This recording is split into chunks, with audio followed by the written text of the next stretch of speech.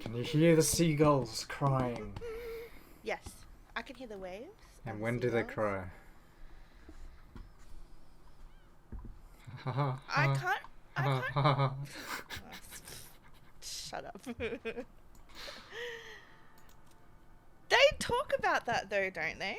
There is that line when the seagulls cry. It's the series is when they cry.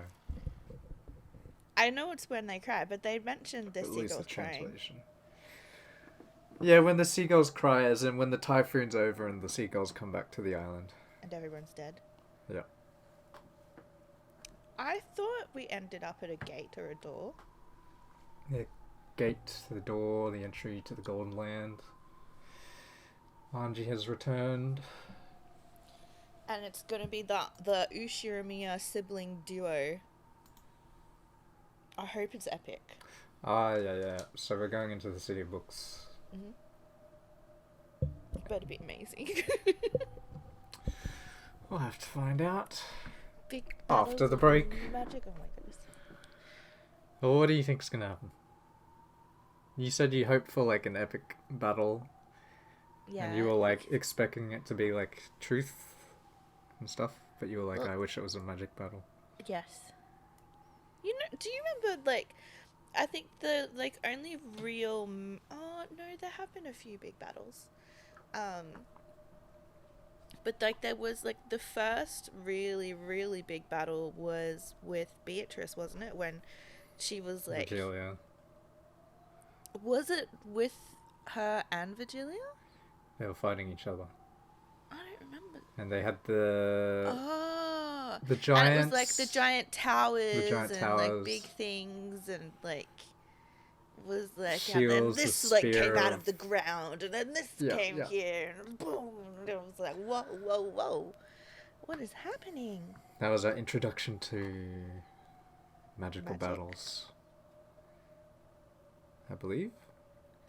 I'm pretty sure that was before canon went crazy. The battle between George and Garp was pretty good too. Martial arts versus teleportation magic. Yeah, like I feel like it could have. I don't know if it was because of the like rose-colored background and the way that Ryukishi like did it, but it kind of, I don't know. While reading it, I felt like I could see it play out before my eyes. If that kind of makes sense. Kind of like I don't know, like a movie or something where they're just like, I don't know, but in my mind, he still had like little castanets.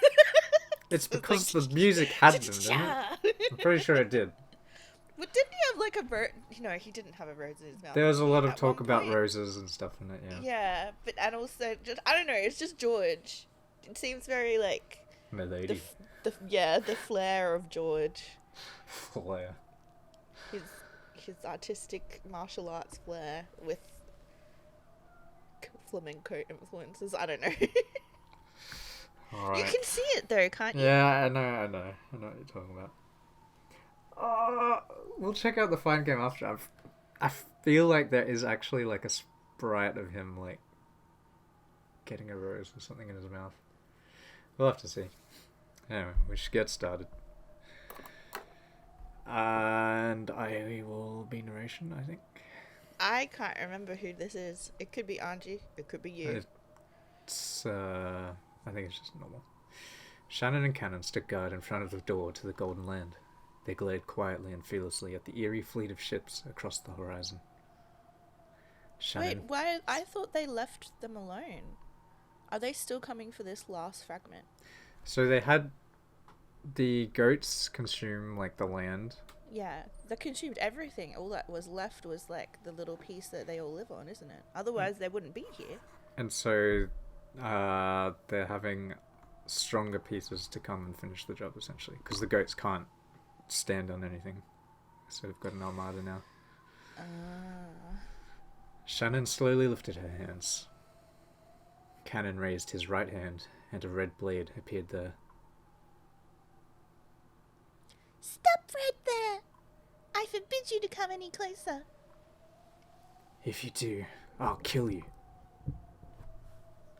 They could see a single dinghy leaving the fleet and approaching them. They couldn't tell if it was a messenger or the first wave. Shannon and Cannon watched it cautiously. Is that supposed to be a cat? Do you see the pirate, Yeah, we've like, been through this. cat for burn? It's kind of cute, though. But is it... What's the, like... Because there's no crossbones. What's the cross? Is it stakes? I guess so. Could be... I was going to say it could be whiskers, but I don't think that makes as much sense. No. You notice anything? That Eric is wearing a pirate hat. At the head of that dinghy, rowed by goats, stood Erica. Where the heck did she get that thing from? Maybe she's trying to act the part of the fleet's leader. Erica was glaring at them and smiling aggressively, with what appeared to be a pirate hat on her head. I've come to deliver our terms. There will be room for negotiation. Please open the gate. Shannon and Cannon looked at each other. Erica was the one offering this deal. It wasn't likely to be anything agreeable. However, if they turned her away, the attack would probably begin at once. Since they were in a firmly inferior position, they wanted to buy time by any means they could. At Shannon's nod, Cannon raised his sword. Once they open the door, it's like the end, though. Well, my volume is massive. Can't hear anything. The Golden Land was filled with a hard downpour, accompanied by occasional thunder.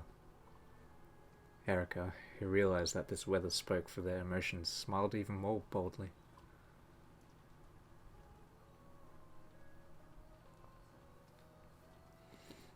At the center of the Golden Land was the arbor, surrounded by the Golden Rose Garden.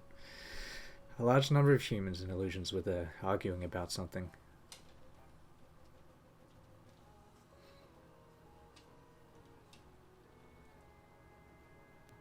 Even without asking, it was easy to guess the nature of the debate by their anguished expressions. After all, in this life or death situation, they didn't have many options they could take.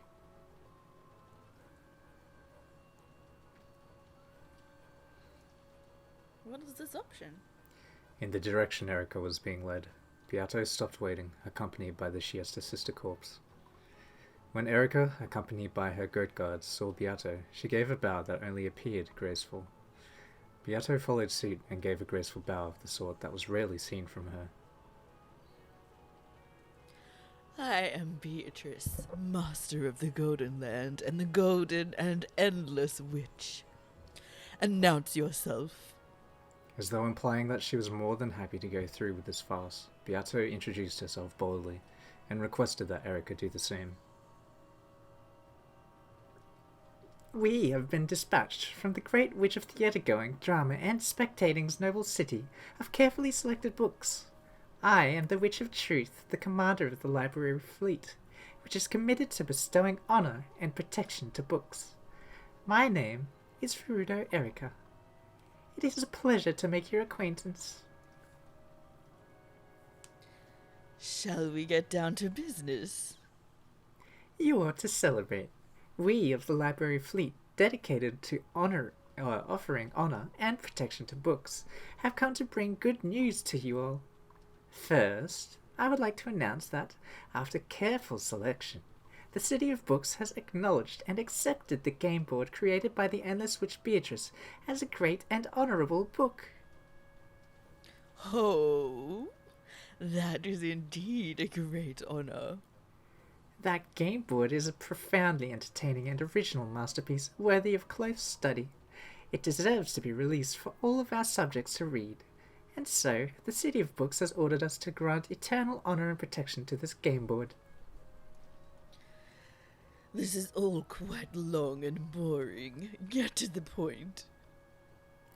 We demand that you hand the entirety of this game board over to the Honorable City of Books. Doing so will give this board and its pieces the greatest honor and protection imaginable. And if we refuse? You will be prosecuted for the crime of monopolizing a great cultural artifact that ought to be shared among all of our subjects. We are here to notify you of the impending assault, one of which will be be waged by us to protect the benefits that are the rightful property of all subjects, not yours alone. That kind of sounds a lot like the fan club mentality that you see in a lot of anime. Gatekeeping. Is it gatekeeping? Is that what gatekeeping is? Are you talking about what Eric is asking of them, or what Beato is saying? What Erica is just the mentality of why Erica is asking them for it. So she's saying that it's not yours to own alone, it is everybody. It just kind of reminded me of, like, you know, in Fruits Basket, how there's like a fan club for Yuki Soma. And they're like, he's the prince. Like, he can't date everybody. He can't date anybody because he's supposed to like date everyone. It's kind of like, if we can't have it for ourselves, then nobody can have it for themselves. It's just for like everyone. Does that make sense? Yeah, it's kind of gatekeeping. You go for like anime. It's like back in the day, I think it was more gatekept. Because I think I was thinking more so like it's the trope that you see in animes, Yeah. not like gate kept anime. Although I guess there is a there's level of like that as well. A gatekeeping in pretty much anything. Star Wars, Souls games, that kind of thing. It's like, oh, you're not playing the game the right way. All these normies, they've just ruined the experience of Dark Souls. That kind of thing.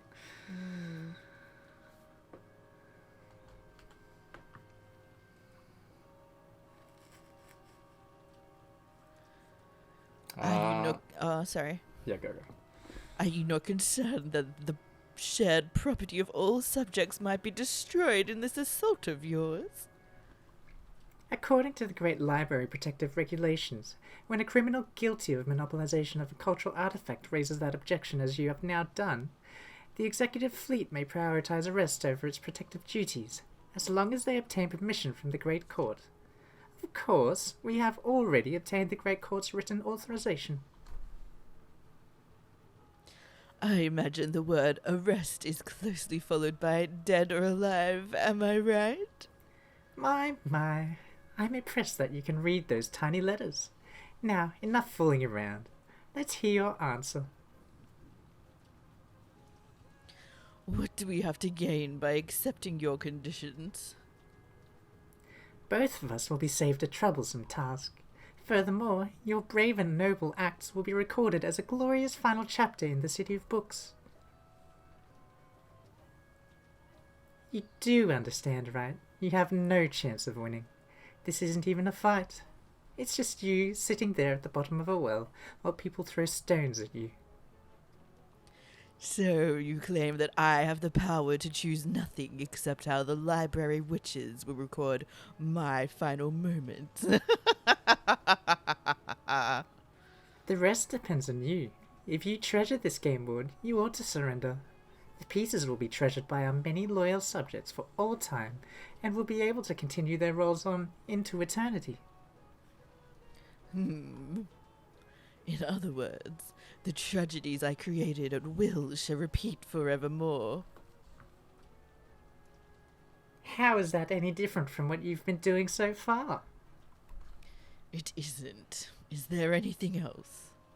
If not, allow me to give you my answer. Go ahead. Erica tensed slightly. After all, this was the great Lady Beatrice she was dealing with. She might shout, "Here is my answer," dramatically, and do something crazy. They say a cornered rat is the most likely to bite a cat. Furthermore, Erica had intel telling her that the great Lady Lambda Delta, Witch of the Senate, had been spending her time inside the Golden Land, though only as a theatergoer. Erica needed to carry out this noble task that her master had assigned her, and she had to carry it out perfectly. If she was honest, she wanted to make Beato raise a white flag, even by trickery if necessary.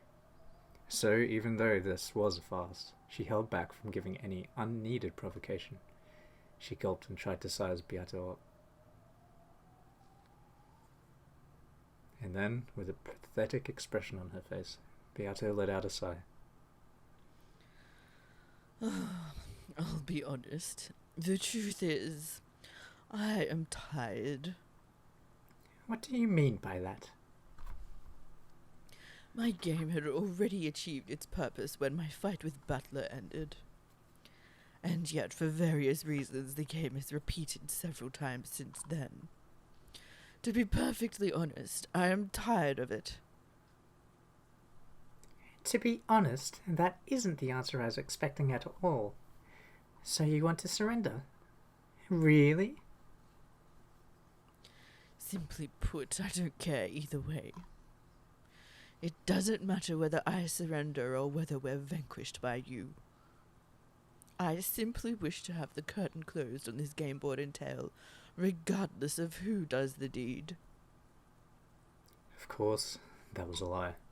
She knew she couldn't win even if she fought. For now, their best option was to play for time. They would fix Erica's attention to this spot, and during that time, Battler and the others would steal the key from Berngestel while she was completely off her guard. Once they had the key, they would return to the Golden Land and use the key to let Angie open the door to the future and see her off. That was their goal line. Everything that happened after that would be inside the cat box. Angie would live on into the future with hope. No one would know whether Beato and the others were alive or dead. That was enough. The only strategy Beato and the others could use to achieve this was to buy time. If you do surrender, it may be a bit of an anticlimax, but it will save me a lot of trouble. But, well, it is not quite so simple. You see, and this is just between you and me. As you may know, the great Lady Lambda Delta is staying here. She's, pushing us to show her a dramatic climax. And that's a pretty cruel whim to force on someone. How are a few wimpy people in what's basically an already solved puzzle supposed to fight against our fleet with its hundreds of thousands of troops? Very true, very true. The gap in strength is overwhelming. We told her that it wouldn't even be a fight, but, well, Lady Lambda Delta didn't listen and just said she would bring some of her friends to support us, so we should fight with everything we had. It's like when you've only got a king left and they've still got their entire, board, and you're just stalling for time because they spent so much time thinking. Yeah. Lady Lambda Delta's friends. Unlike Bernkastel, who kept to herself, Lambda Delta had many friends.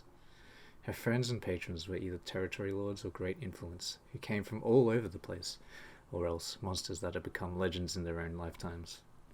In all seriousness, her so-called fan club had enough size and influence that it could have suddenly declared itself a separate country in the Sea of Fragments, without anyone being overly surprised.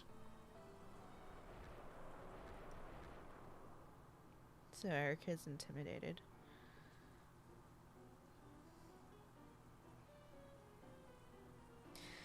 This is quite a problem for us, with Lady Lambda Delta all ready for action. Without any regard for us, she keeps calling up friends and acquaintances on the phone from all over the place, telling them to come over. Of course, this was all a lie. Lambda Delta had turned into a small candy comet and was now shooting towards the City of Books, with Battler and Angie in tow. Angie. So, to make sure that Lambda Delta's and Battler's absences were not noticed, everyone was crowded around the arbor, pretending to argue furiously with each other. Battler-sama, give us your decision! We, the Seven Sisters of Purgatory, are prepared for death at any time! I firmly opposed taking a last stand that would lead to our deaths. What could possibly be gained by dying? How could you be such a coward? It is inconceivable that we should live in shame as prisoners. There are times when the mere fact of being alive gives one opportunities. Yes, indeed. A short temper makes a bad leader. This is like all those strange voices all at once. That was hard. Battler, If you call yourself a man, now's the time to act like one. The great Lambda Delta Summer is even willing to help out, right? I agree. There are times when a man has to make a tough decision. I haven't talked like that in a long time. In many cases, the timing of a decision is more valuable than the decision itself. If we surrender, they might not be violent. You can't be serious. Weren't you supposed to be a male lion? Where are your fangs now?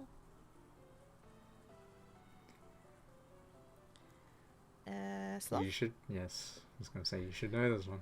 If death awaits us regardless, I would rather die as a wolf than a pig. Are you stupid? Are you saying you want to die like a dog? It all depends on the strength of the support Lambda Delta Sun can provide. Lambda Delta Sun, are your friends really strong enough to win against them? It's a bet. We'll either surrender and die, or we'll lose a bet and die. Interesting. In that case, our chances for survival might be higher if we take that bet. An honorable surrender will surely cause the Great Court to show mercy. They're backed by the Senate, aren't they? Sure, they'll hem and haw, but we'll all see the guillotine in the end. Anyway, let's all calm down. Cool your heads. I'm opposed to letting our emotions control us. Why don't you calm down first? We have another possible strategy. Mutually assured destruction. We might not be able to win, but if we can convince them that we plan on taking enough of them out with us, that might force our opponents to show restraint. So basically, if they're determined to attack, we'll let them know we aren't going down without doing some damage first.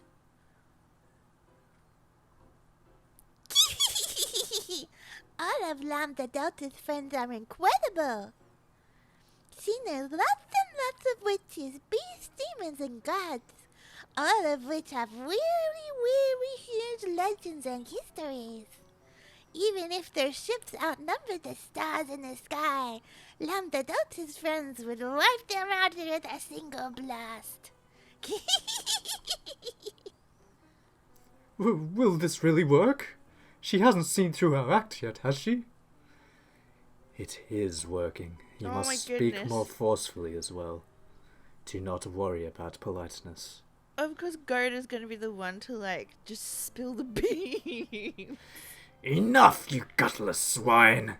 Do you lack the backbone to finish with a bang? Hold on. Don't forget that some of us are opposed to fighting. I think we should surrender.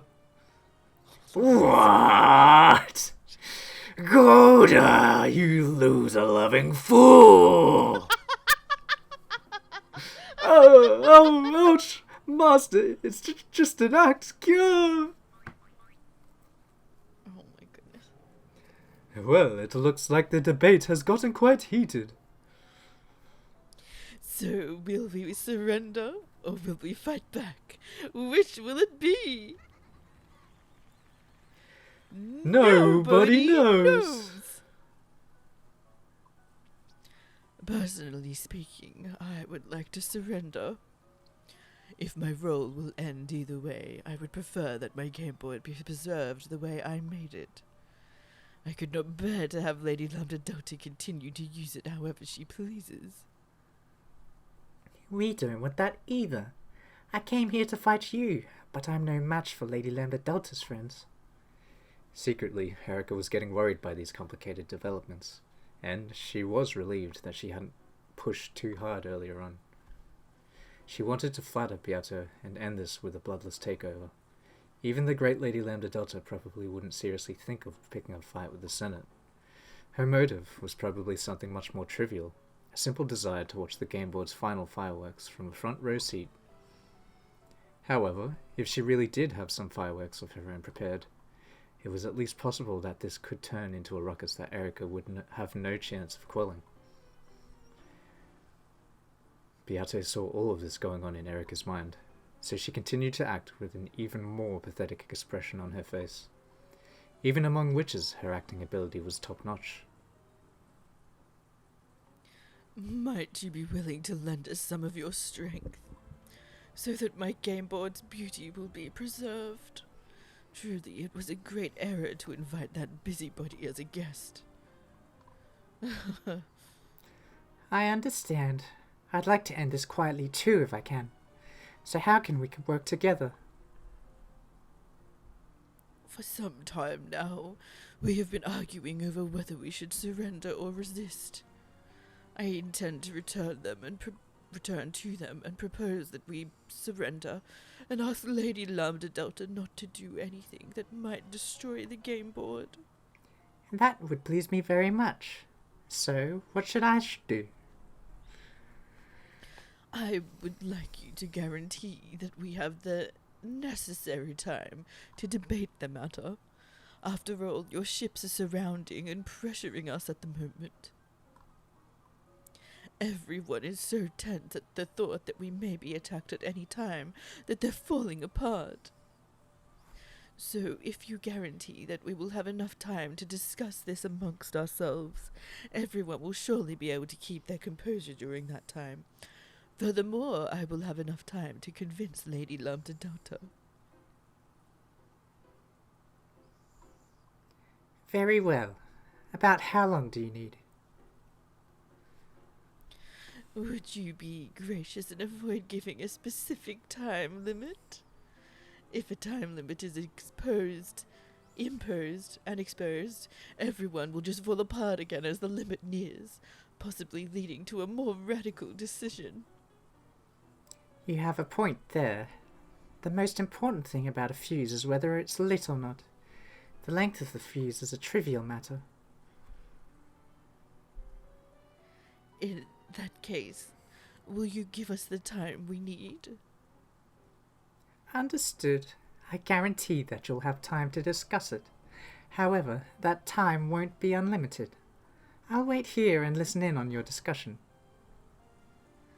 Well, as far as that goes, it is true that your mere presence here has everyone on edge. I have already made my concessions. Isn't it your turn now?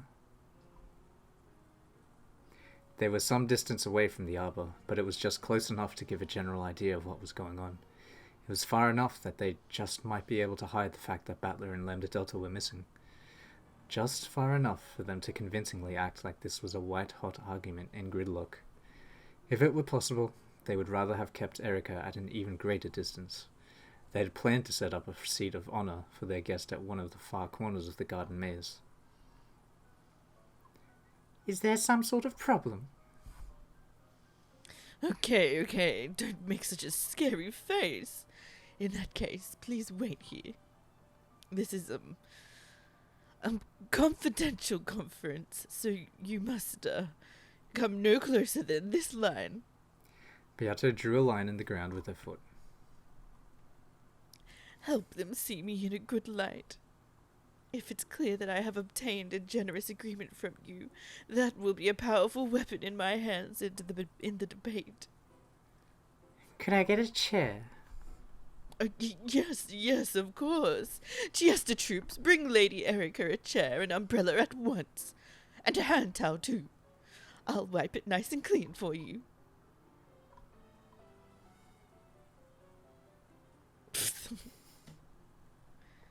Milady, have there been any developments in our negotiations? If anything's certain, it's that I'll be winning this year's prize for Best Actress.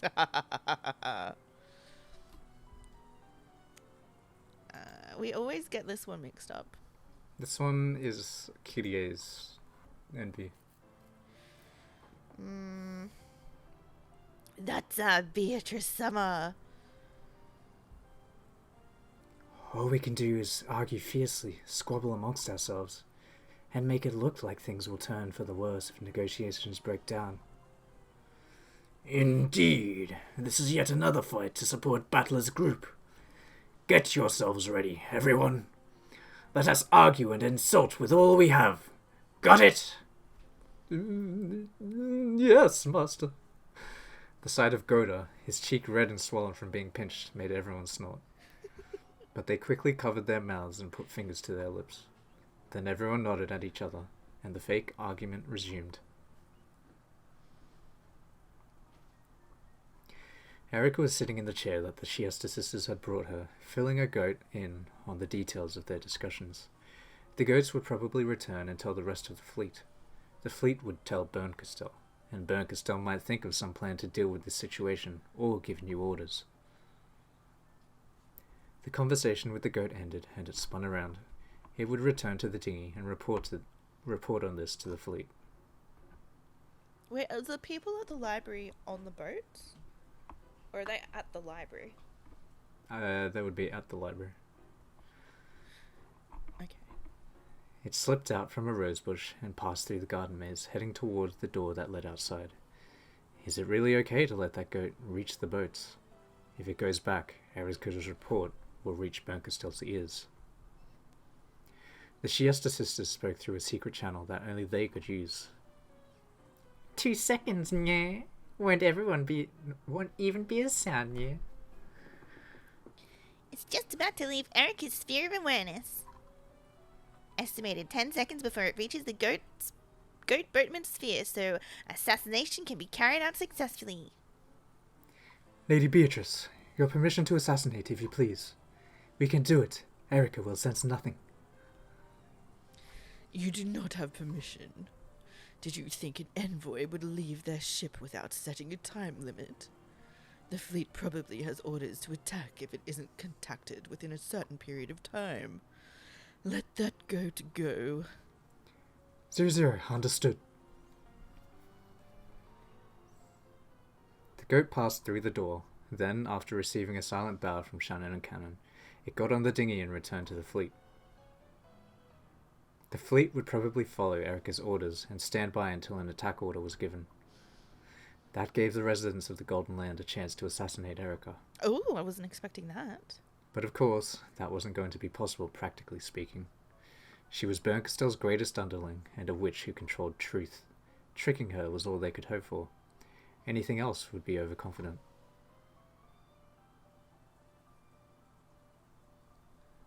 Why don't you all have a seat too? You need have no worries about us. Without any hint that she had just been talking about assassinations, 00 stood upright with her hands clasped behind her back. Surrender or resist until the end, the false argument resumed. Just how far and how long would they be able to trick Erica? Yes, the final fight for the Golden Land had already begun.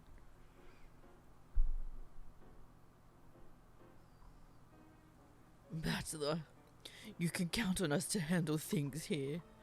It's time for you and Anji to take the final game back.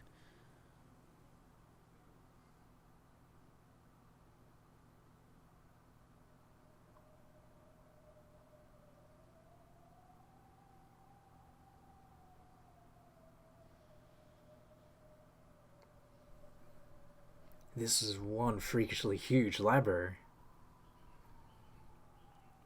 I've heard that each of these books has a tale like ours inside it. After all, this is a world of gods. You can tell at a glance that is no place for scum like you to be in, right? After passing through the barrier, the three of them had finally made it inside the City of Books. For some time, they were overcome by the countless otherworldly sights before them, but they quickly remembered their original objective. Are you listening? First off, don't get the wrong idea. You two came here to fight Byrne, but that doesn't mean walking up to her and attacking her directly, okay? We know. In the first place, you were only able to fight the Great Beatrice on an even footing because the game board protected you with rules that made it that way. If you leave the game board, You're more like something that'll leave a small stain on her palm when she swats you. Don't forget that. Got it? Makes sense. This isn't the game board we're familiar with. We didn't come here to fight. We came here to take something back with us. Exactly. You're here to prevent the Book of the Single Truth from being exposed to the public. That's your only goal, your only fight. You better not be confused about that. Battler and Anji nodded to show their understanding. The Book of the Single Truth itself is being displayed openly in the middle of the party, so stealing that'll be impossible. However, bringing in the key is going to be a big part of the ceremony. Which means the key must be stored in a different place. But there's no guarantee that it'll be undefended. After that, it's all up to your luck. I hope it's good for your sakes. Hide! Lambda Delta pulled her head back from around the corner of a bookshelf. The others hurriedly followed suit. In the distance, they saw emerald green lights floating about and leaving trails.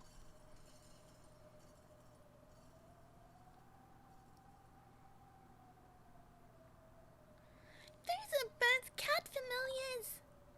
She's got them patrolling all over the place today. Did she guess that we would come? No. Don't forget how huge this place is. Those are staff cats, out looking for idiot cats who've gotten lost so they can be taken to the lost children area. And that's not where we want to go at the moment. If it looks like one's about to find us, should we take them out? I'd advise against it. Maybe if this were some other territory or game board. But this is Bird's home base. That sickle cat should make you as scared as being surrounded by a crowd of vicious beasts. Plus, they're cats. They've got good senses, then they'll call for their friends. If they spot you, you'd better be prepared for what happens next. I'm not going to save you. Just getting you here has been troublesome enough. If I surrender, I might get off the hook with being stripped naked and thrown into the worst sort of crappy fragment for just a century. How wonderful. I think I can sympathize with Bird's feelings a bit now. Lambda Delta wasn't laughing. Most likely, even this punishment she spoke of was pretty optimistic. Even though she keeps saying that she won't help anymore, she's already risking everything. Why? Isn't it obvious? Lambda Delta brushed her hair back and grinned. It's because you're going to show me the perfect happy ending. Lambda Delta hugged their heads at the same time, making their foreheads bonk together. You'd better show me for certain. Yeah, we'll certainly show you a happy ending.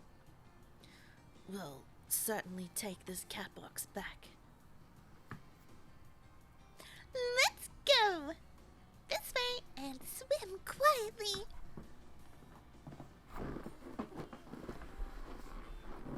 The three of them swam out into the darkness of the deep ocean trench that was the City of Books. In that massive, vast trench of bookshelves, they vanished into the darkness almost immediately. The library defied the common sense of the human world. The City of Books. The word city was no exaggeration, and it was filled with the green, glowing eyes of Berncastell's countless cat familiars.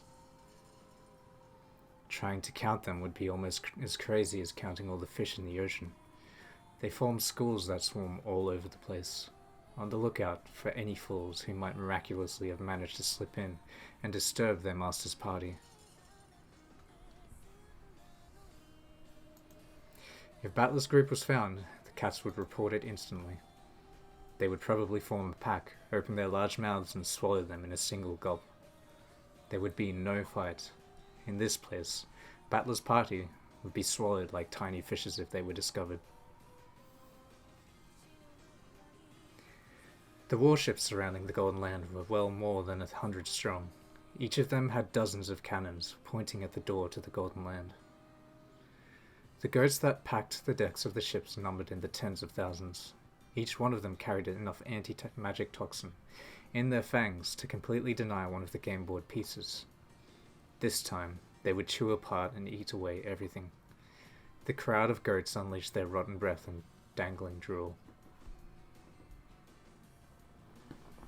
At that time, Erica, who wanted to avoid trouble and hoped Beato would be able to convince Lambda Delta to surrender peacefully, was sitting alone, calmly enjoying the tea Runaway had poured for her. Of course, even Erica wasn't planning to give them unlimited time. In her mind, she had already decided to allow them 3 yawns before stepping in. This actually isn't so bad. Getting to watch Beato try to convince everyone as they call her a coward and a loser. Indeed, it is impressive that our short-tempered mistress has managed to become such an adult. What's so funny? Oh, pardon me. Are you ready for another cup? Please, feel free to enjoy our collection of great teas from across the globe at your leisure.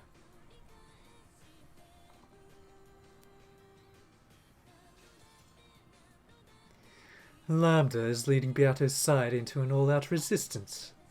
And she's gathering her friends. Is this a joke?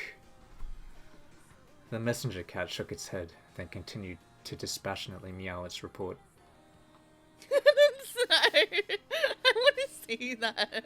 Like with a cat that's like meow, meow, meow, meow, meow. Even Lambda isn't that stupid. She should know what it means to have Ow as her enemy. Even if she said this. Ow! That's what you'll say after the battle with Ow Ow. Bern Castell was chewing away at her thumbnail. Despite how she looks, that kid has a lot of strange friends. And they're all idly curious, crazy monsters. Even so, to take up arms against the Senate. It was possible. She could think of many monsters along Lambda Delta's friends who would love to see a losing side gain support and make a comeback victory. Before she realized it, the finger Bern Castell was biting was covered with sweat. She could do it. She really is a moron sometimes after all. Get me a phone, quickly. The cat leapt away, then flew back with a phone and receiver. I'm going to call up her friends. I have to warn them not to get involved in this stupid game. Phone numbers. Why don't I have any phone numbers saved in here? Oh, right, I have no friends. How are you supposed to greet people over the phone? Does hello work? Meow.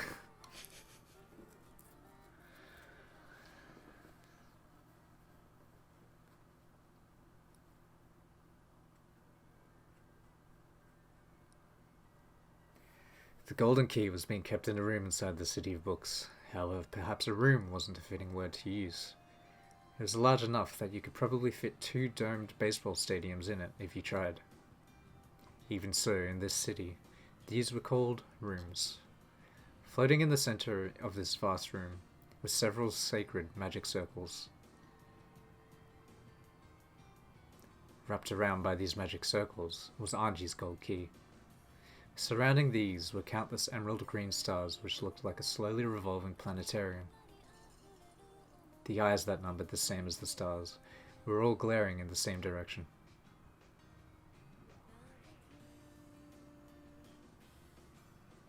Come on, don't look at me like that. I'm on your side, did you forget?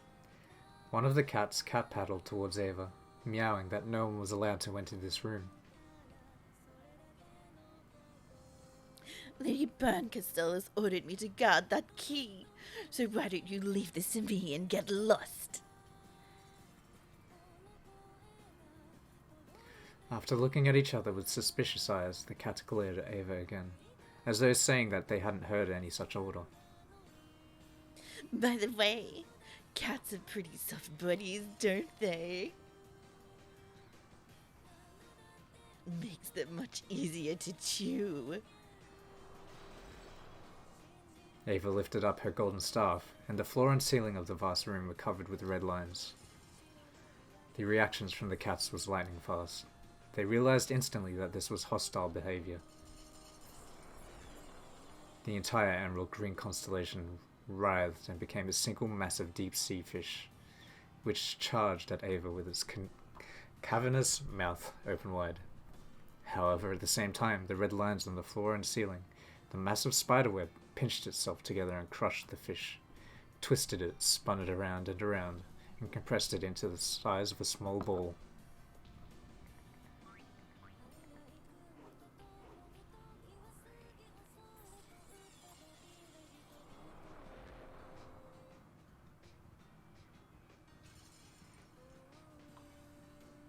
Then that ball-shaped thing burst open, leaving nothing left.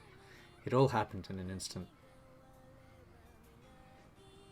If only you just give up and die.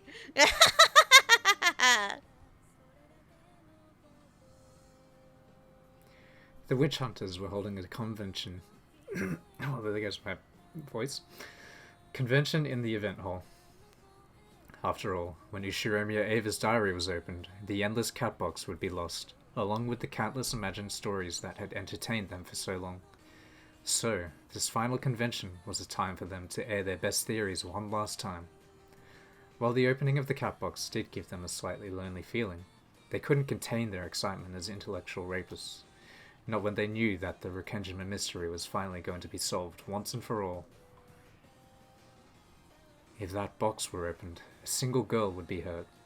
However, their jaws and fangs couldn't care less. The witch-hunting goat nobles kept licking their lips, wanting to chew apart the guts of Beatrice's cat box as soon as they could.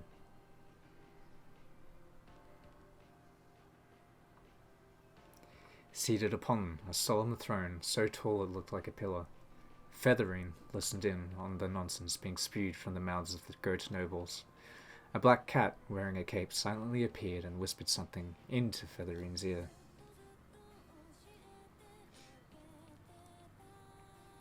No, that is fine. Everything is going according to my plot. You need not inform my Miko. The cat bowed humbly and vanished. Featherine raised her wineglass high and laughed as she looked through it to the light of the chandelier, which was as beautiful and majestic as the moon. This should be enough to thank you for your excellent reading, child of man. Well now, just who is weaving this tale? Am I for you, or are you for me?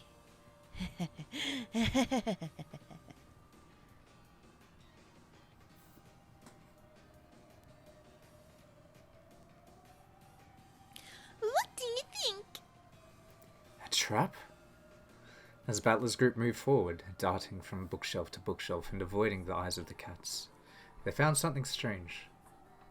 Written with a faintly glowing red substance was a letter and an arrow. K. That's what it looked like to them. Do you think K means key? Those marks only appeared when we got close. This is a message aimed at us. Is there anyone here besides us who'd be willing to help? I didn't think we had any allies. Archie traced the red arrow with her finger. It was written with very faint, thin strings that had been tied together.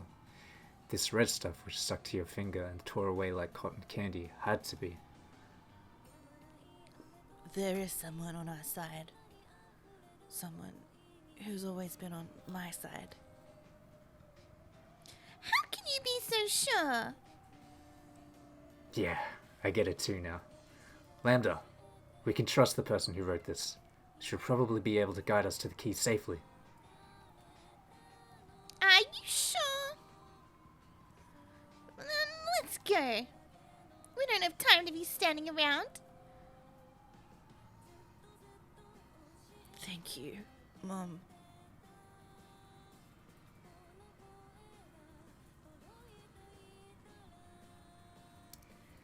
In the arbor, the argument over whether they should surrender or fight continued without signs of stopping. Every now and then, a small fight would break out, which fortunately ended up delaying Erika's third yawn. However, they didn't know how long they would have to continue this fake fight. Keeping this high level of tension going was physically stressful. The instant they Tiring. tired out and the tension faded, Erika would probably demand a verdict. They had to constantly appear to be trapped and agitated. It was a battle of weariness and tension. This was their fight. Erika waited patiently. Now that she had tired of tea, she was watching Ronove perform some magic tricks, and seemed to be enjoying herself considerably. Even Ronove, who was usually aloof from the world, was fighting. If Erika got bored and had a tantrum, an all-out attack would probably begin at once. He was also putting his life on the line in the fight to buy time for Battler's group.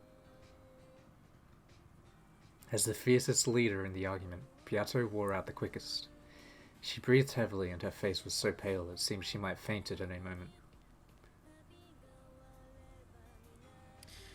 Piotr, hang in there. Your body won't hold out for much longer at this rate. Pretend to suddenly burst into tears and rest for a while. We'll pick up the slack. I am still fine. I can do this. Just one more push.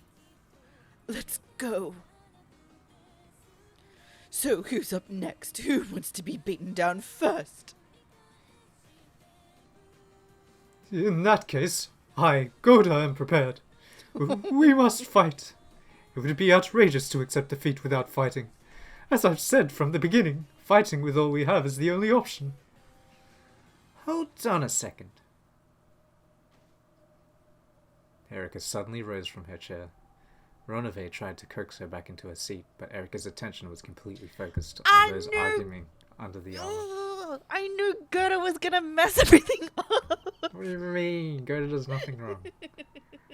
I am He was not saying we should fight, was he? The detective. My memory of what I hear is as good as a recording.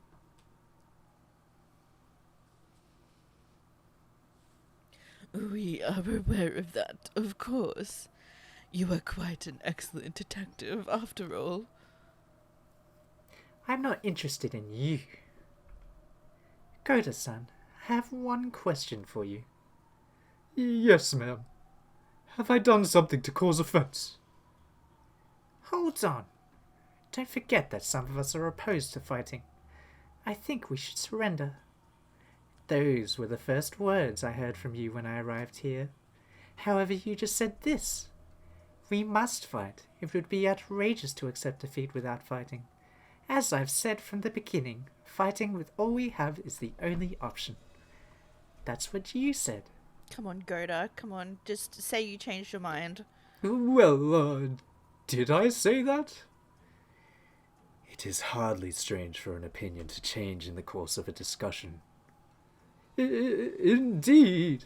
All of us have been feeling doubts about our position lately, so an occasional change of opinion wouldn't be... No. From beginning to end, no one has changed their opinion in this argument. Just now, Goda-san alone flipped his position 180 degrees. Furthermore, I can't imagine that any of the statements made by the rest of you were sufficient to make Goda-san switch his position. An uncomfortable moist wind blew by. Why is the wind moist? Moist. That's such a weird description for wind. It's been raining. Everyone was silent, frozen as though time had stopped. In that silence, Erika continued with a blank expression. This can lead us to two conclusions. First, it may be that Goda-san has no opinion, and is just a loser who will say anything that goes with the flow. Second, it may be that none of you has an opinion, and that this entire argument exists only for its own sake. Aren't you overthinking this a bit? Here we are in a desperate debate that will decide our fate. I hardly think it is strange that some people would act abnormally under such pressure. The only reason for prolonging a meaningless argument is to buy time. Do you have anything to gain by buying time? Is it because Lady Lambda Delta's reinforcements will come? That can't be true either. After all, for some time now, I have heard all of you speak to Lady Lambda Delta and Battler occasionally, but not once have I heard them reply. Taking all of this into account, we are left with only one conclusion. That Lady Lambda Delta and Bancastel, or Battler, are not here now, and that these people have won Lady Lambda Delta's assistance, with Lady Lambda Delta and Battler probably planning to sneak into the City of Books. In which case, their goal is probably to steal back the Golden Key and Anji. And your plan was to act as bait and buy time until their mission was complete. But because of Goda-san's single poorly chosen line, this level of reasoning is possible for Furuta Erika. What do you think, everyone? With a blank yet ruthless expression, Erika spoke these words and returned to her seat. Everyone else was frozen, unable to move. No one spoke. However, time was moving. As evidence, a bead of sweat dripped down someone's cheek, fell, and hit the table with a tiny yet audible splat.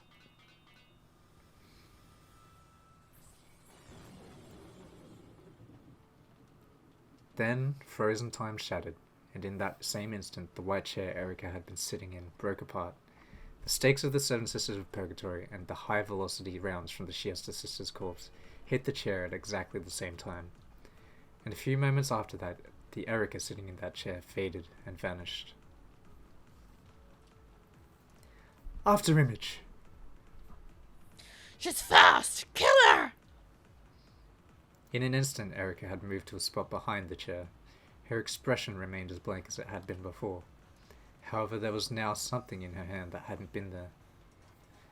As the 7 lightning strikes of the 7 sisters raced at her once more, she battered all of them away with her scythe.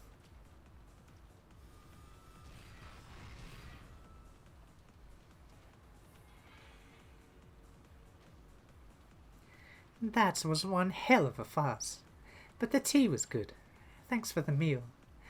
Well now, it seems that you've all been in agreement from the start. Allow me to ask for your answer once again. Erika lifted her left hand, the one that wasn't holding the scythe. Very well. Allow me to answer. This golden land belongs to me, to all of us. If you enter with your shoes on, we'll give you a proper welcome. In other words, to put it elegantly. All cannons prepare to fire. Target, the Golden Land. What's your face in miso soup? Shoot him dead.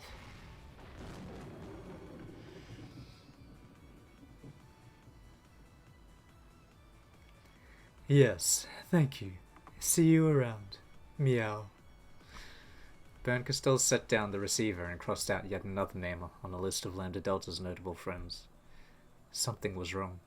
Not a single person she called had heard anything from Lambda Delta. They weren't just playing dumb. They really knew nothing about the strange ruckus Lambda Delta was trying to stir up. Even Berncastel was starting to suspect that something was fishy. Then a black cat leapt in and meowed a frantic report. Lambda and Bern aren't... Oh, every time. Lambda and Battler aren't in the Golden Land.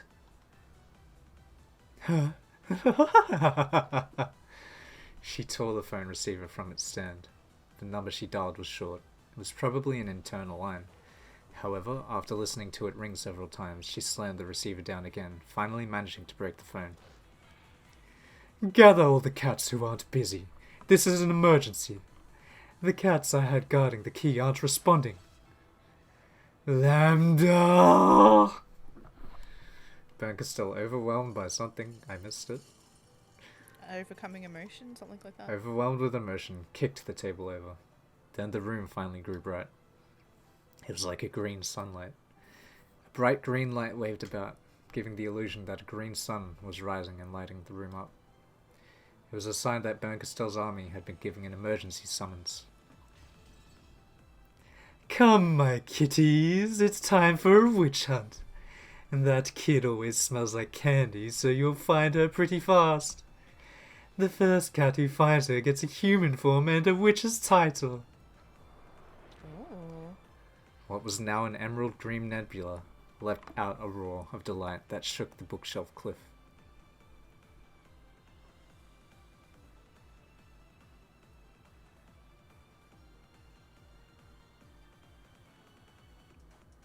Something's chasing us. What is that? A green sun? Hide! They know! The three of them frantically hid behind a bookshelf. The room with the key in it was straight ahead. They could see something glinting faintly in the darkness of that room. It was a glint different from anything else they had seen so far in this city. The color of the glint was gold. They had almost reached the golden key. However, if they went towards it, Berncaster would be right behind them, along with her vast swarm of familiars. In other words, they were trapped in a dead end. They already knew that the emerald green color came from the eyes of the familiars. However, it was almost beyond comprehension that this undulating green sun could be the same thing, and they could do nothing except stare in wide-eyed shock. The countless cats were passing through the ravine of bookshelves from the very top to the very bottom. As they approached, they painstakingly checked the gaps between each book. However, even this mind-numbingly huge task was accomplished swiftly thanks to the sheer number of familiars.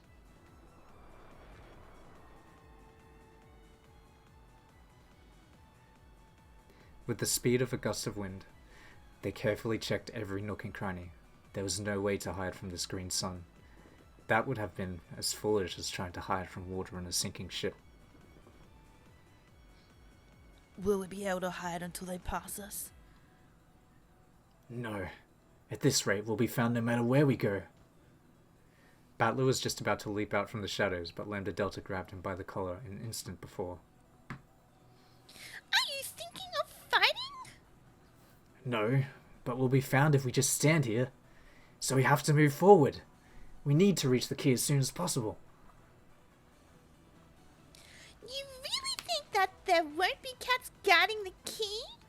We'll just be pinched between them. I believe in Aunt Ava. She's the one who guided us this far. I'm sure she took care of the guard cats too. I agree. If we're going to be found anyway, let's try and get there as fast as possible and grab the key. If we can just do that, no one will be able to open the book. So, you'll rush in there and grab the key. And then what? That place is a dead end, right? You'll realize there'll be nowhere to run, don't you? We know that, but The key will be our trump card. It's vitally important to Berncaster too. If worst comes to worst, we might be able to use the key as a bargaining chip. Bargain with Burn? You're insane! But if we hide here, we'll definitely be found. In that case, I'll take a bet on that 1,000,000,000 chance. We'll get the key and have that be our trump card. So you're praying for a miracle to win against the Witch of Miracles? Picking a winner out of astronomically bad odds. That's the Ushirimiya family's magic.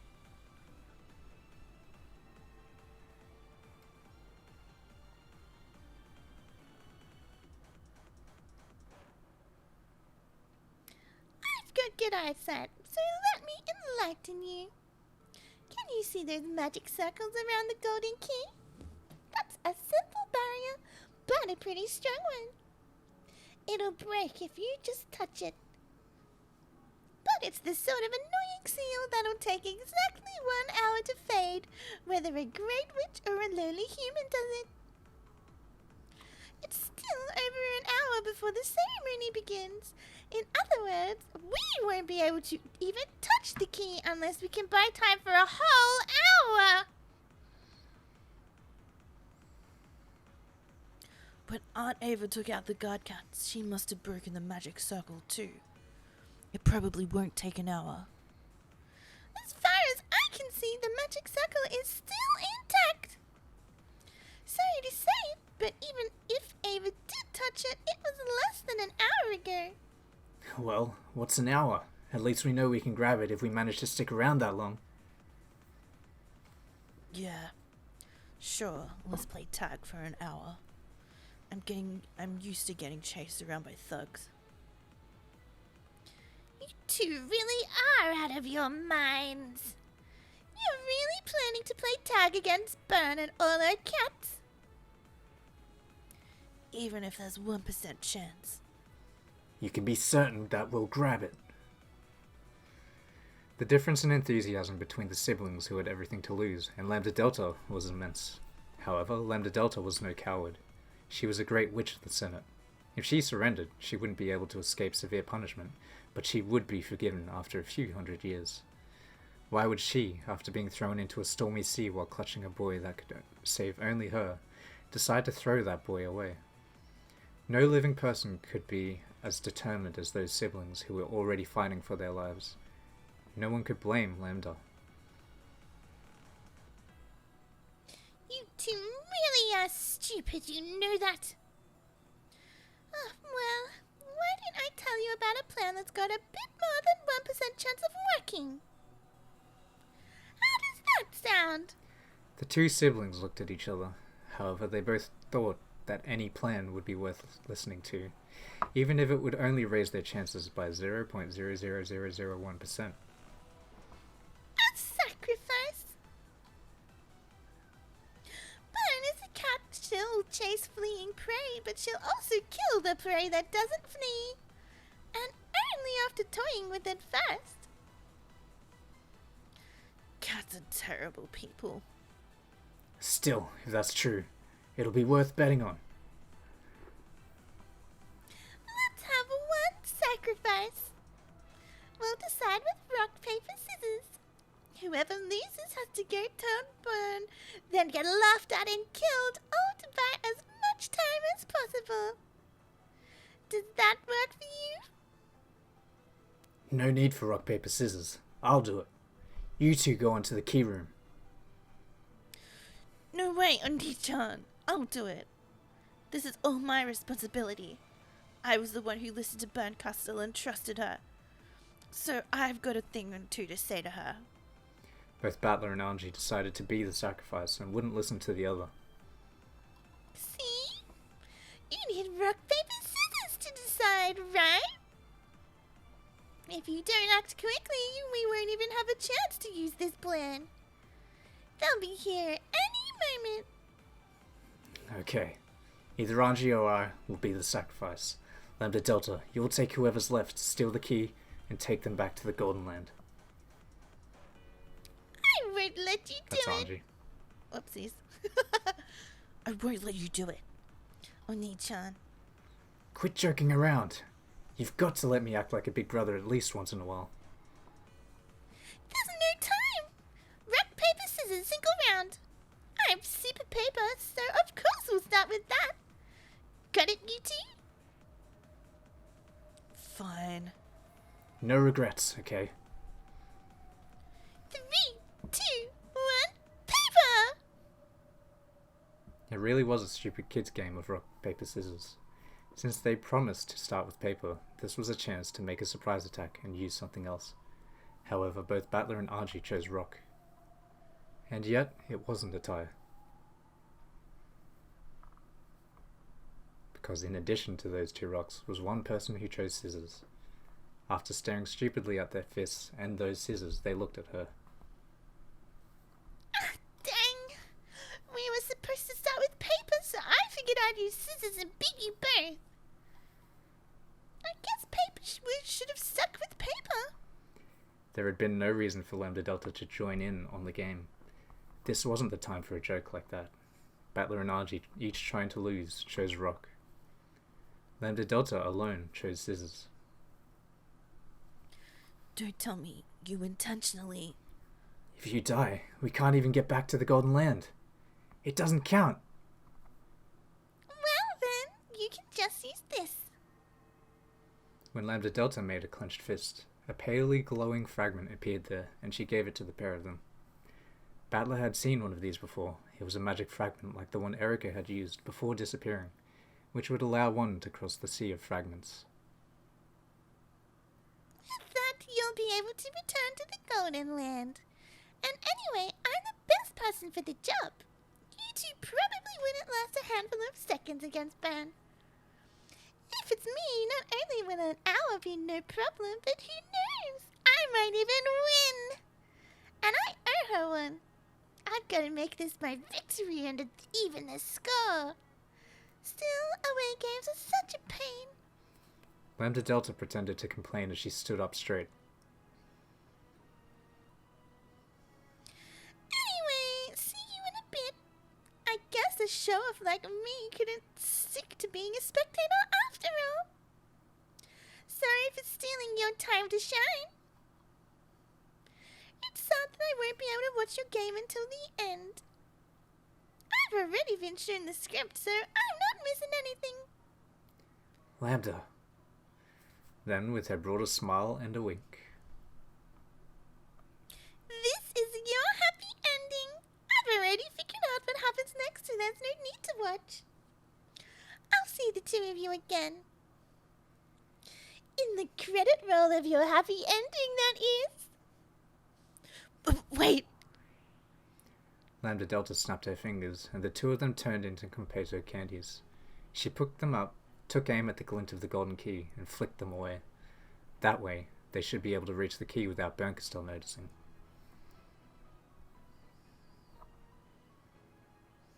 Dang, what terrible luck! What were the odds of them both playing a rock against my scissors? Yeah, I know. It wasn't nice of me to test you like that. Sorry, you two. And then, Lambda Delta's body was lit up by an emerald green light.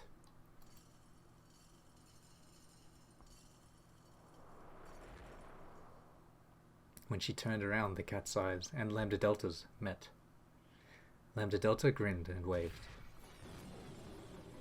There was a fierce roar and several bright flashes. What in the...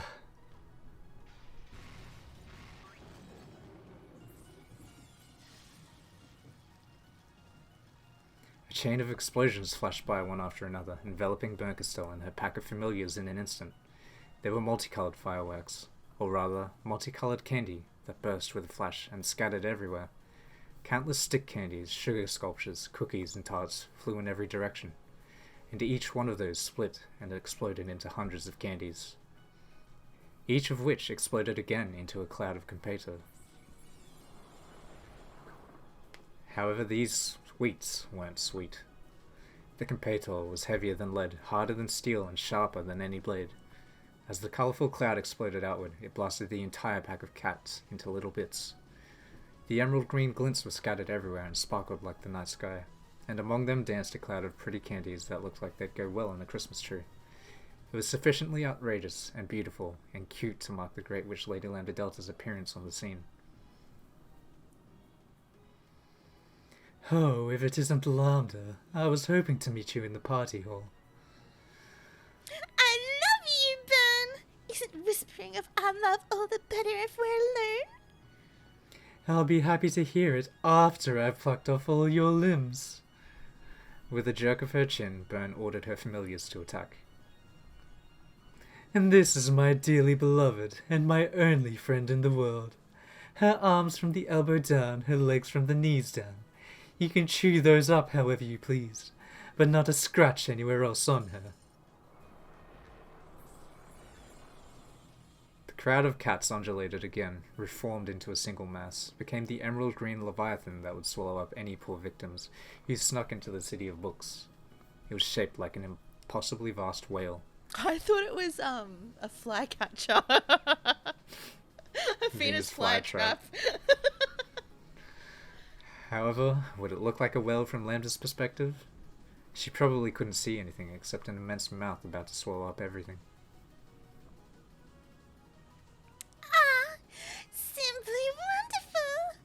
I'm about to be overwhelmed by Bern's love, aren't I? I do love you, Lambda, and once your limbs are gone, I'll skewer you through your butt and hang you on my bed. By every morning, or By my bed. Every morning I'll give you a good morning kiss, and every evening I'll kiss you good night. Sounds great! Then I'd better wrap you up in my love too. However, Lambda Delta's war cry was swallowed up by the glowing, writhing Leviathan in a single bite. Yes, you are wonderful, Lambda. I love that empty-headed way you just do things without looking ahead or worrying about your own life. A wind? At the same time, or instant that Lambda Delta was swallowed, and Berncaster was sure of her victory, the latter felt a slight breeze playing with her hair. The countless sweets that Lambda Delta had sent flying like fireworks, and which drifted about like the decorations at a Christmas party, were flowing. No, they were converging on a single point.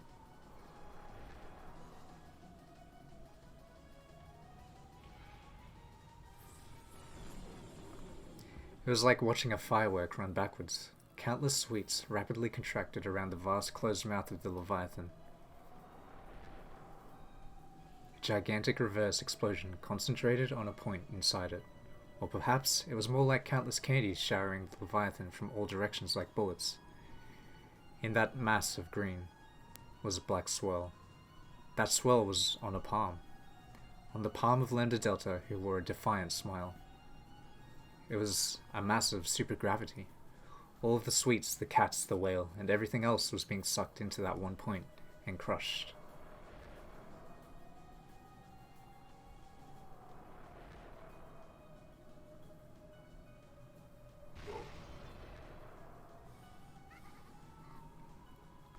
I'll hold you tight. Get over here, Bern. You're trying to suck me in. All of the candies Lambda Delta had scattered were getting sucked back into the black hole in her palm at unbelievable speeds. The reverse explosion of the oncoming candy whittled away at the Leviathan, crushing it inwards. Lambda! Come on, let me give you a hug. With all her strength, Berncaster held her ground in midair, trying to resist the supergravity. For the first time, all trace of condensation had left her face. Even Lambda... Condescension. Condensation. Condensation is the I was like, wetness. she's sweating or something. Condescension had left her face. Even Lambda Delta's cocky expression was marred by the sweat trailing from her forehead. Because their power was so overwhelming, any victory would have been instantaneous. Would have to be instantaneous. If either relaxed in the slightest, they would match each other's strengths and get dragged into another dizzyingly long fight that could last for centuries. Neither of them had any desire to go through that again, so neither of them showed the slightest mercy for their most beloved friend.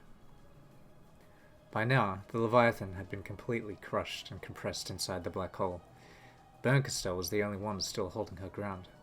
However, a windstorm of candy asteroids like the asteroid belt repeatedly slammed into Berncaster, wearing away at her girl's form bit by bit.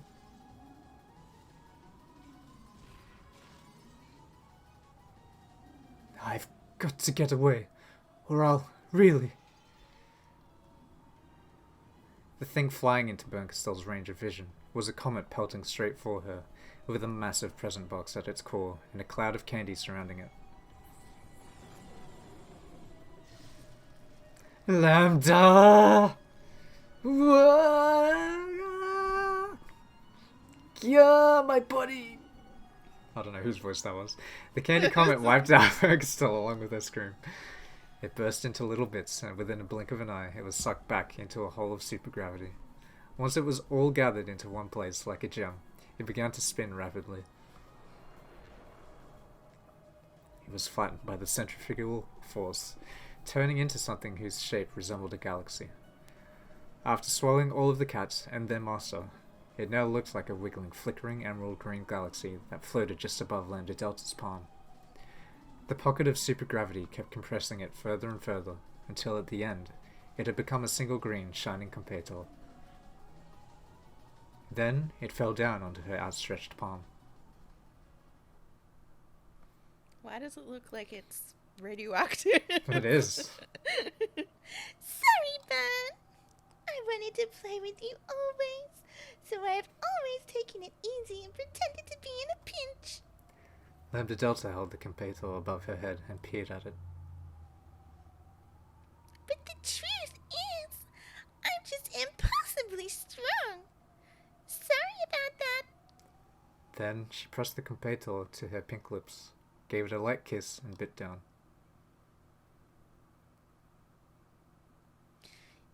This doesn't taste like burn. Lambda Delta licked her fingertips, then turned to face the empty air behind her.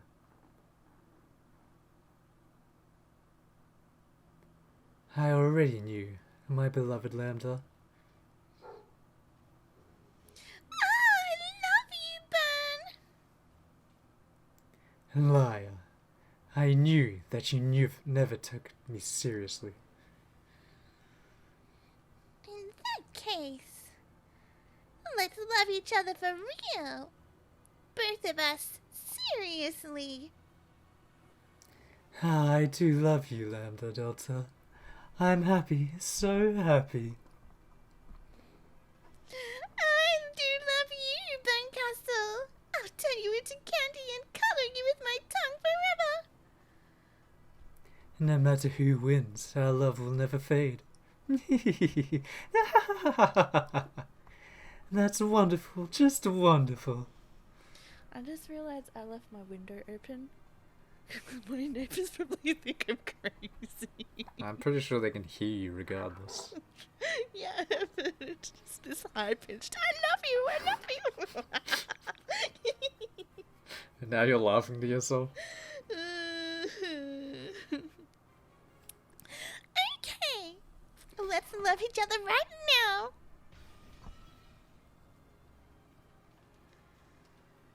With a crash, crack lines appeared across the sky of the Golden Land.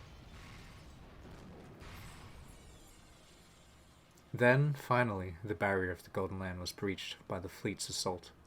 It was a bizarre scene, more ridiculous than anything anyone had imagined. The sky of the Golden Land shattered like glass, and a fleet of sailboats flew in, one after another. They were crowded with goats pushing each other and spilling off the sides.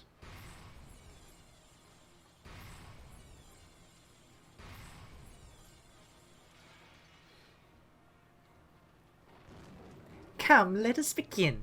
This is the Golden Land's final banquet. A banquet. It wasn't some fancy metaphor, but a simple statement of fact. The overwhelming surge of goat troops came in like a tsunami. The residents of the Golden Land who stood defiantly were like a forgotten sandcastle on a beach. A fight between a wave and a sandcastle is not a fight. This was a banquet for the oncoming Vikings at a stand-up meal, the voracious, merciless goats.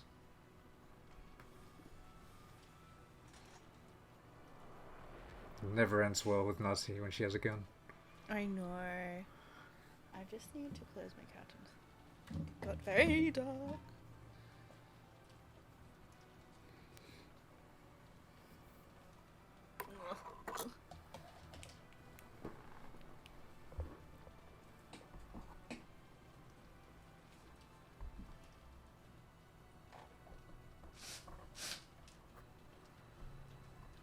And I'm closing my window.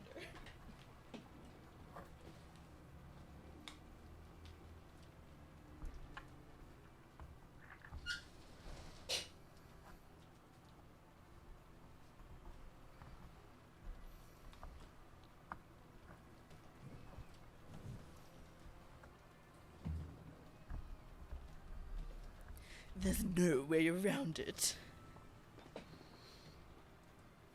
Fire! Good. Come, goats, bring destruction to all that has form, stillness to all that moves, despair to all who live. All those who could use magic fired it off at once. With a shout like a thunderclap, the goat tsunami rushed forward. Everything collided at once, and there was a brilliant and terrible explosion. Sparks and smoke flying splinters and screams. For just an instant, the fierce magical cannonballs fired by Beato, Vigilia, and the Siesta Sister Corps seemed to halt the goat tsunami in its tracks.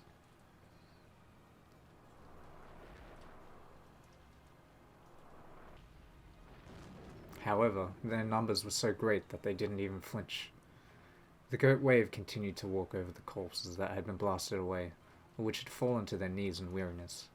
The mound of corpses piled up, and still more goats were shot down as they tried to cross it. So that, in a few seconds, it really was tall enough to be a tsunami. Pitiful. This golden land you've built is nothing more than a sandcastle some kid left behind on a beach. Swallowed up and be swallowed up and disappear. Perhaps you should liken it to ripples beating meaninglessly against a wharf. A sandcastle getting swallowed by a wave. Just you try swallowing my castle.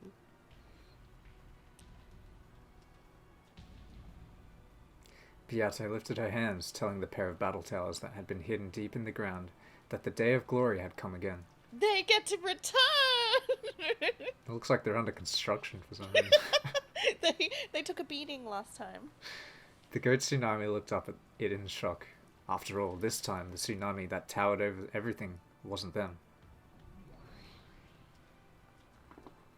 Fire!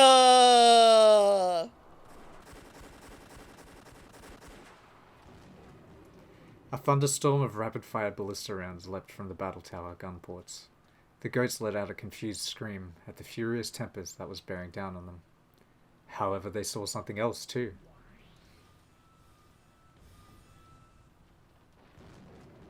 In the sky, high above the tower, was a reaper astride a divine horse and a backdrop by the moon. A massive spear the size of a tower in its hand. The great witch sitting on the horse by the reaper spoke. Welcome back. This world does not belong to you. Do it, teacher! The heavenly spear pierced the ground. For an instant it looked like some divine tower was sticking out of the ground. However, that was the very last thing those eyes ever saw.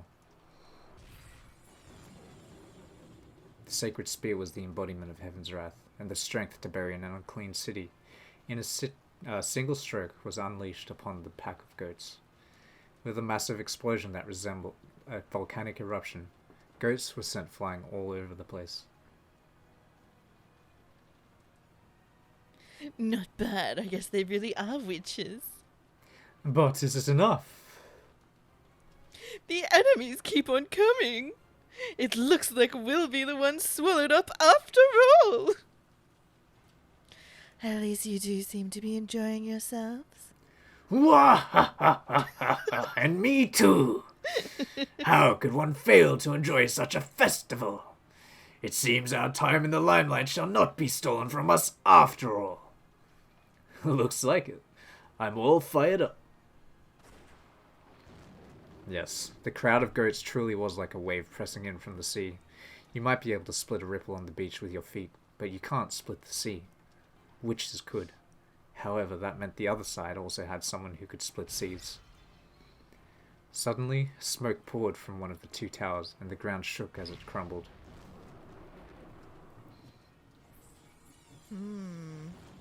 Who are they fighting? Is it Bern or Erica, or is there someone else? It's Burnside, says Erica. I know it's Burnside, but it is Erica. Who She's just knows? super powerful now. What the hell happened? Over there, on top of the other tower. Erica! But of course, it is your turn now, is it not? At the top of the other battle tower, Erica stood gracefully, wielding her scythe. I'd say that's enough to show the witches of the Golden Land proper respect. All magic is fake. It's just a fantasy sandcastle that'll always vanish when mystery swallows it up. Playing witches was pretty fun, though. I think I remember playing something like this with some older girls from the neighborhood when I was younger. So let's bring this to an end. Now it's time to hear you scream. Erica threw that pretentious pirate hat she had been wearing this whole time into the sky. With the moon behind it, Erica's form, her afterimage, vanished from the tower's peak. Where is she? We have her on radar. She's on the side of the tower. Shaking with a wild, joyous laughter, Erica dashed straight down the tower. She swung her scythe like a baton, and as she pleased along, and as she passed along the tower's wall, its gun ports, walls, pillars, and everything else was crushed, leaving a trail of smoke. So from the sidelines, it looked as though a line of smoke suddenly split the tower from top to bottom. The golden arrows of the Siesta Sister Corps chased after Erika like golden threads in a sewing machine.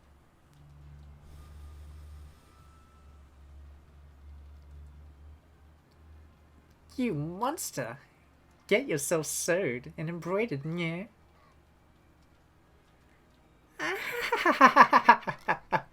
Good, good, good, good.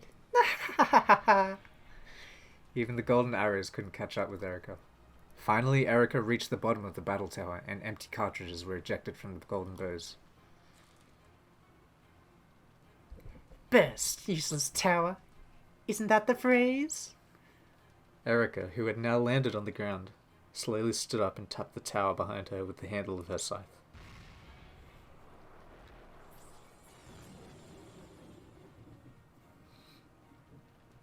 That tiny tap cut the final string that held the tower together, and the whole thing fell in on itself with an earth-shattering crash. Once again, the dark tsunami rumbled forward through the rubble and smoke. I am Fruta Erika, Witch of Truth. This moment marks the dismantling of the Golden Land by the truth. Dust to dust, illusions to illusions. I'll end your daydream for you. Come, try and remember. Ghosts, remember how you died so long ago.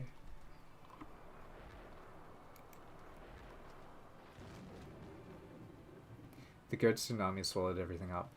When she saw them sink under the black sea of goats, Erika guffawed from atop the debris of the tower.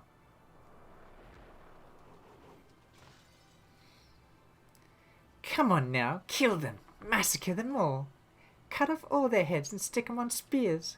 Ghosts of 1986, the time has come for the whirlpool of truth to swallow you whole and erase you. So long.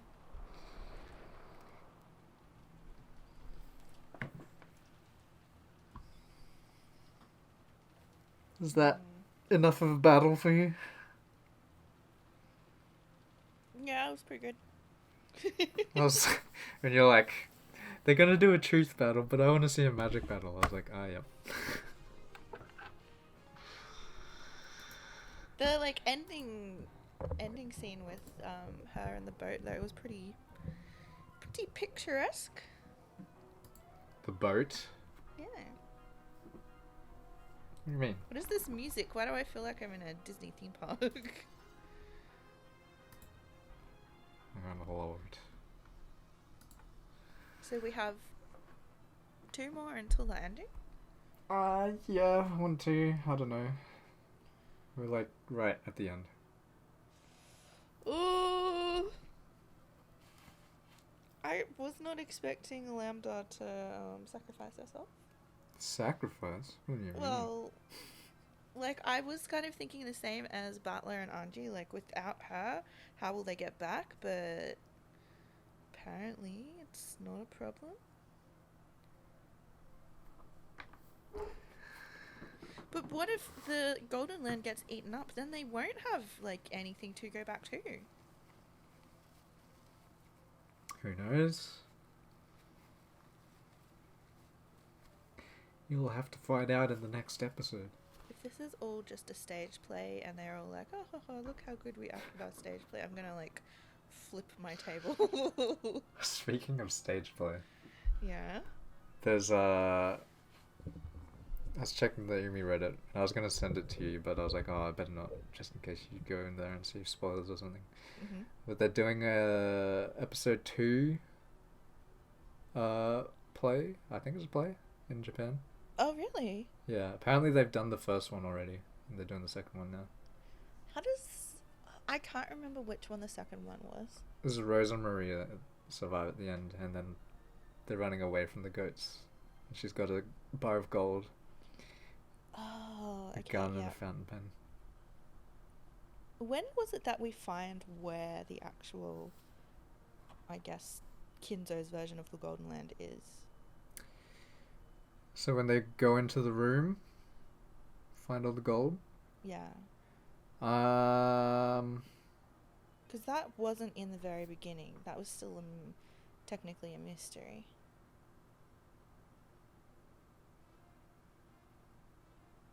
Until, like, at least 5, right?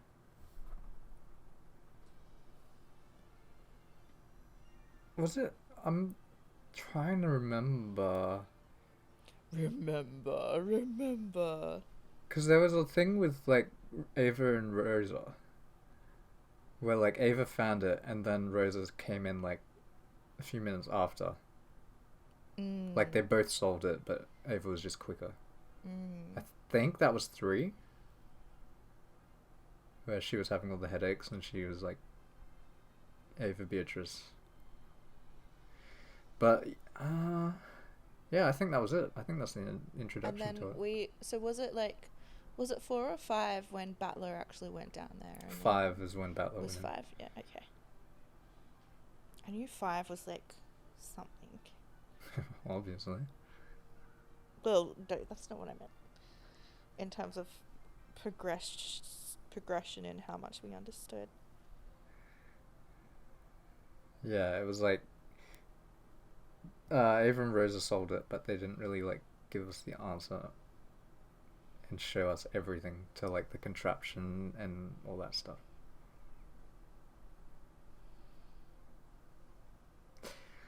But how you feeling? Anything?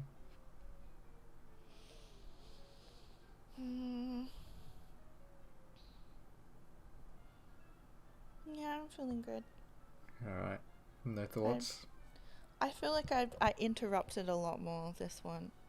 So I kind of got my thoughts out as they were happening. Interrupted? Did I say interacted? I meant to say interrupted. No, you did. Oh. What does that mean? Interrupted. I was interrupting you. No, not when really. things I was No? reading non-stop. Oh, I felt like I interrupted heaps. No. No? Well, that's good then.